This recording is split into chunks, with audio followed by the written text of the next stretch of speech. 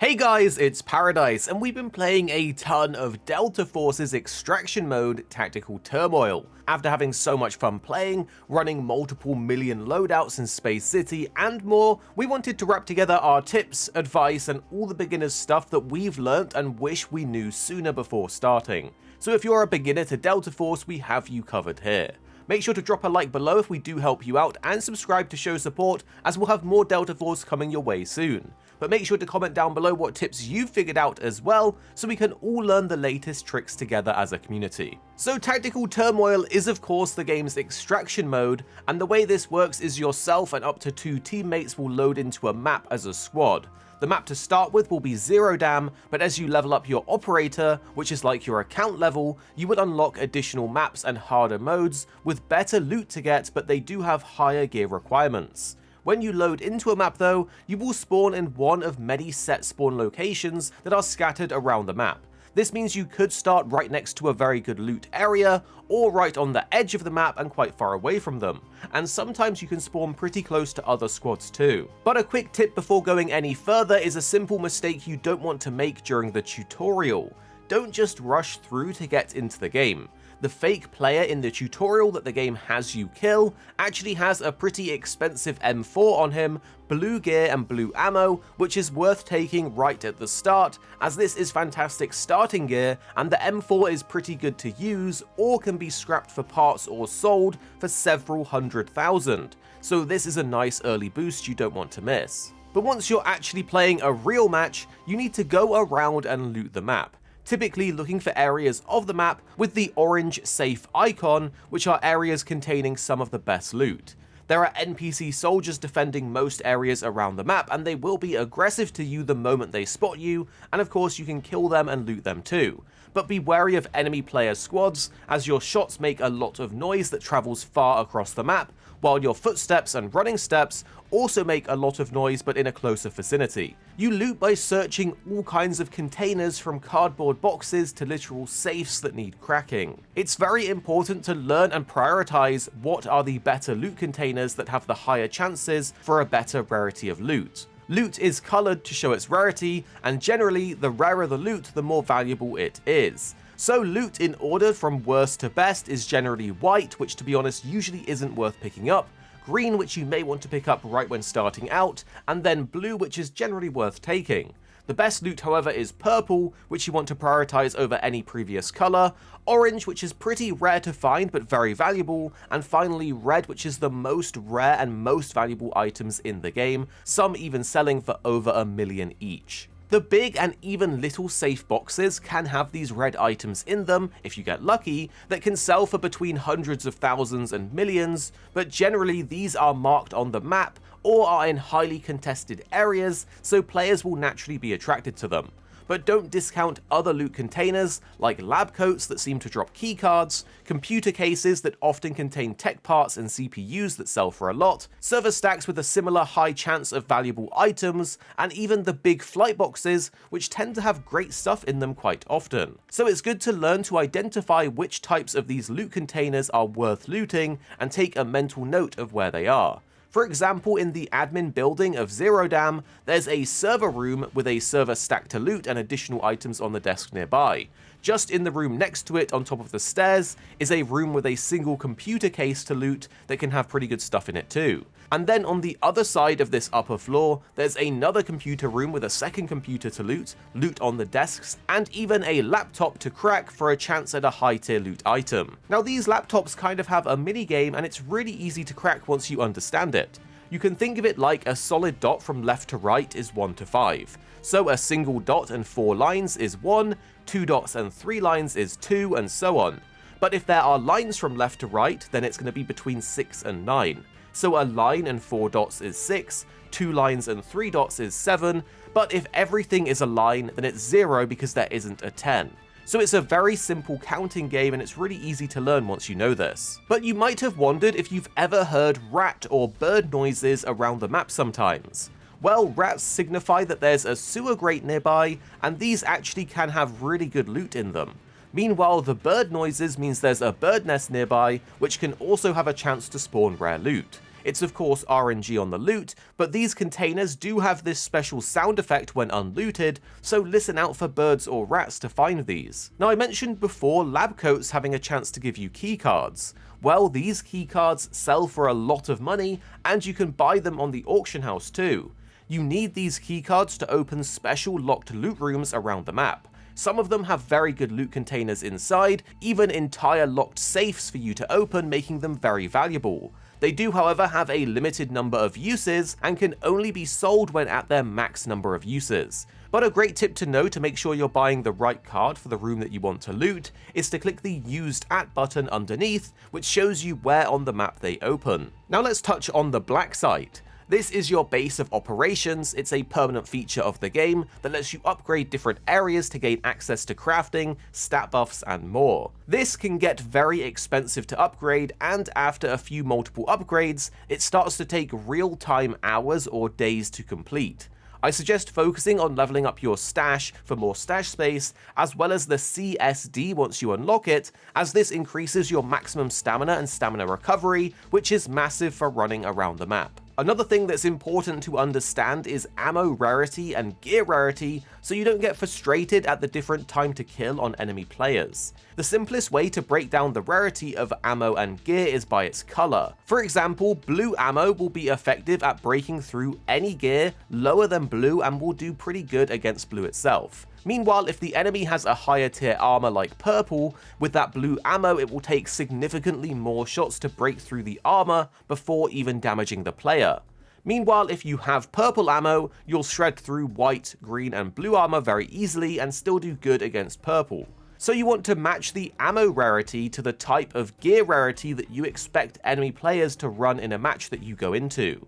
Generally on harder difficulties like Confidential, or the harder maps like Space City, where the gear entry requirement is very high, players will generally run purple or even higher armor, so you want to run purple or higher ammo in those harder modes. But for regular Zero Dam, you'll probably be okay with green or preferably blue ammo. There are some differences with ammo where some do more damage to flesh and some do more armor penetration, but this is a good rule of thumb. Next, let's go over some settings to help you out. By default, certain standard FPS mechanics like running, aiming, and walking are set to a toggle instead of a hold, so depending on your preferences, you might want to change these. But under the first tab called Game, right at the bottom, there's a toggle for auto-sorting your stash when you open it, which is very handy, and you can even expand the last option to drag the category types around to order this auto-sort however you prefer.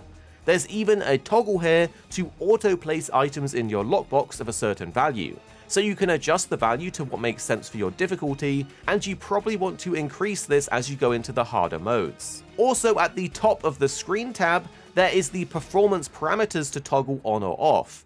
This will display your ping and frame rate, which is very much worth knowing in this type of game. Finally, under graphics, I always suggest tuning the field of view to your preference.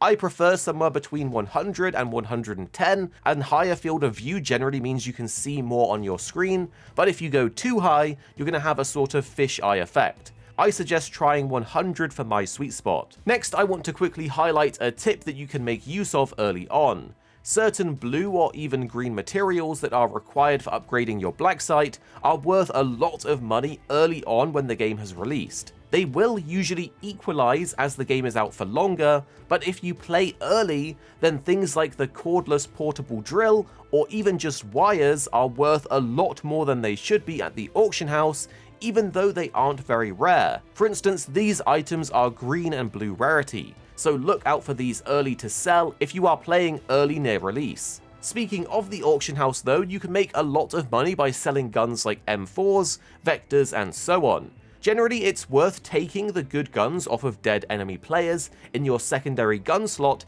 and even in your backpack, as they sell for a lot as long as you have space. But if you can't fit it in your bag, you can strip off attachments of blue and purple rarity from the gun to go in your bag, as sometimes these single or double slot attachments are worth a massive amount of money.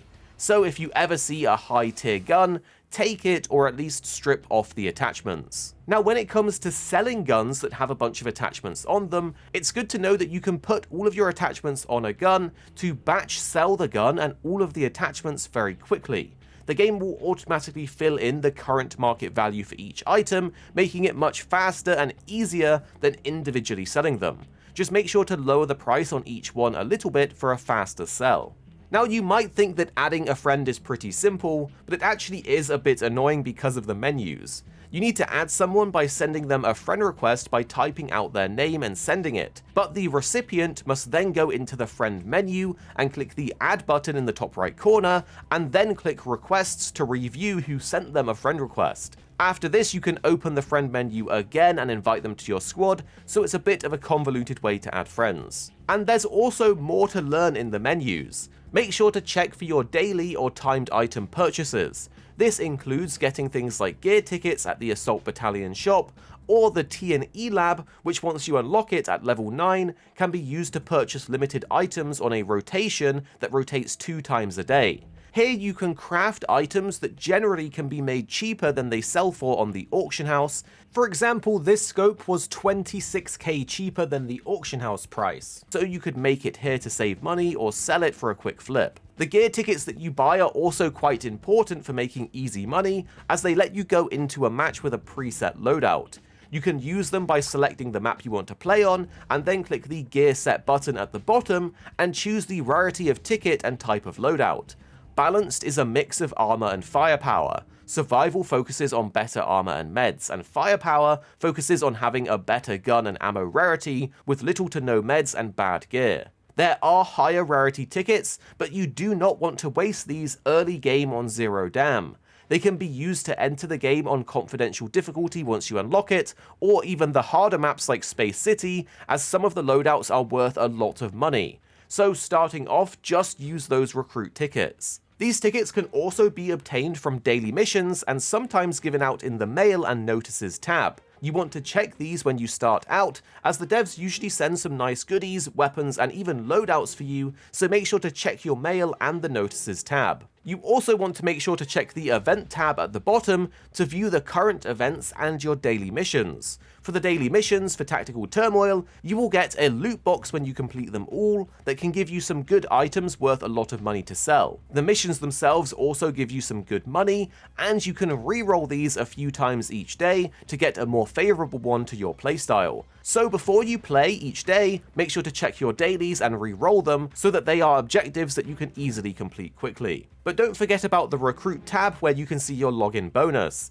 This includes a bunch of goodies like tickets, unlocking Viren as an operator, skins, and importantly, a 7-day upgraded lockbox on day 1. You want to claim this and then go back to the menu, go to your collections at the bottom, click items, and activate it here. Once you have done this, go to your stash and click on your Safebox. Then click the Advanced Safebox and click Use. While it only lasts for 7 days, it is worth using, as this lets you safely store more items that you would otherwise lose if you die. Anything inside of your safe box is kept on death, so put your most valuable items inside. Also remember, in the recruit menu of the events, there's the challenge section that gives you a bunch of money and tickets for just playing and doing different things, so make sure to check back here and claim them after a session. Finally, we have a bunch of extra tips that you won't regret knowing. You can favorite items by clicking the star in the corner that lets you easily identify when looting out in a match, so make sure to favorite items that you need for missions or upgrading your black site so you don't forget to loot them. When shooting, try to always hold down shift. There's a lot of weapon sway, and holding down shift will help mitigate this even while shooting. Also, you can practice your weapons in the firing room by going to the gunsmith and then clicking on the firing range button. This is in the lower left, and it lets you test out different attachments, ammo types, and so on, so you can be confident with your weapon of choice. When looting enemies, you will want to be as quick as possible, so using control click will quickly move the item in or out of your inventory if there's enough space. It's much faster than dragging, so learn to do this. Also remember to check and click the little button next to enemies' money on their loot page. If an enemy's squad has been doing contracts, the money that they get for the contract is carried on them until they extract. But if you kill them, you can take this money off of them by clicking the little button next to it. so it's easy to miss if you didn't know this was a thing. Next up, did you know that if you right-click an item and click Usage, you can see what the item is used for example, if it's used to upgrade your black site or craft a specific item, this lets you know if you should sell or keep it. And also, when selecting a map, if you click the little logo cool button in the lower left corner, sometimes you will get sent goodies to your mail, like ammo, gear, weapons, and so on. So give this a try from time to time. For example, I just got 2 stacks of blue M4 ammo and an AUG from this for free. But do you have any other tips that you would like to share so we can all learn together? Drop it down below and subscribe for more videos on Delta Force and your favorite games coming very, very soon.